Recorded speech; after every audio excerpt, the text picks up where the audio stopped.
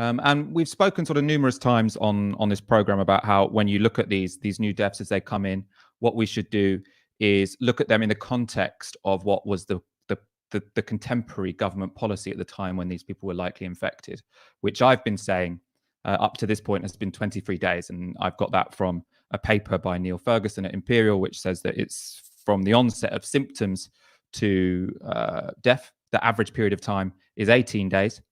But the average incubation period for the disease, so from the time that one is infected to when one starts, coughing or having a fever, that's 5 days. So that adds up to 23 days.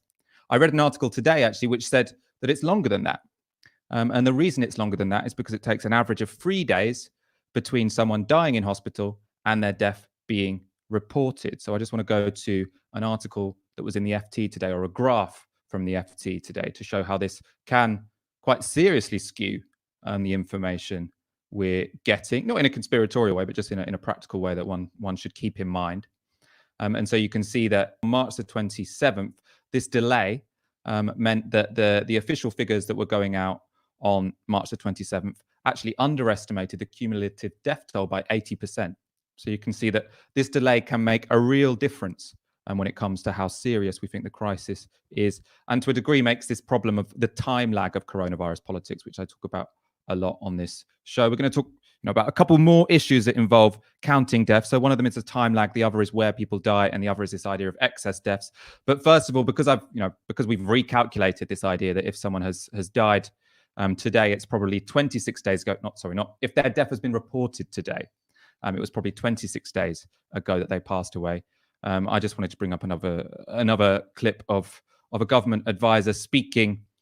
In this case, 25 days ago. So as I've already said, the government announced, I don't announce things. There were 854 people whose deaths were registered as happening in the last 24 hours. Those people were most likely to therefore have been infected on the, I should have had this down more properly, but on the 12th of March, this is what a chief advisor to the government, one of the heads of epidemiology in the NHS, was saying the day after that. This weekend, when you go to the pub? People can go to the pub as long as they have no symptoms. There is absolutely no restriction on their movements or what they do.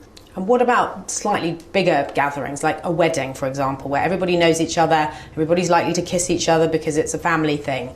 Do you think weddings are something that you shouldn't go to? What we do know about the virus is that you're unlikely to be infectious when you don't have symptoms.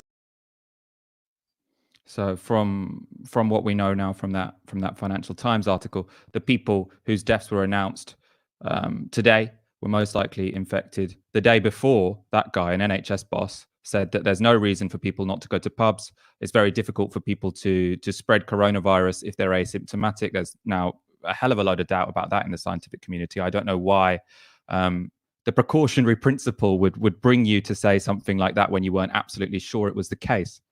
But this is just the issues I've talked about now in terms of how one should interpret deaths just involve the lag. So how long it takes between someone dying of coronavirus and us finding out about it.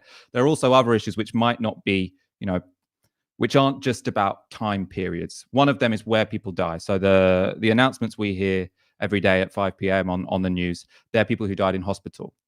What that is not taking into account is people who died at home, what on the news they'll often call in the community.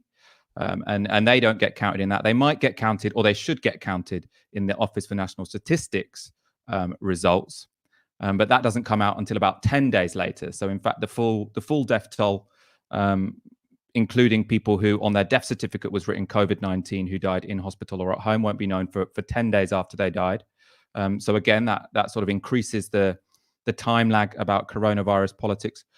And just finally on this topic, I wanted to bring up a very interesting article from The Economist, which was arguing that even taking into account people who died in hospital and died at home who were registered as dying for COVID-19, there are some people who, regardless of time lag, might never be included in the statistics. And those are people who either died of coronavirus and it was never considered to be a factor by either the doctors or whoever, or the coroner or whatever, because a test was never done or the assumption was never made. But also people who died because, as we know, coronavirus means that ICUs are packed. So people aren't getting the care they need.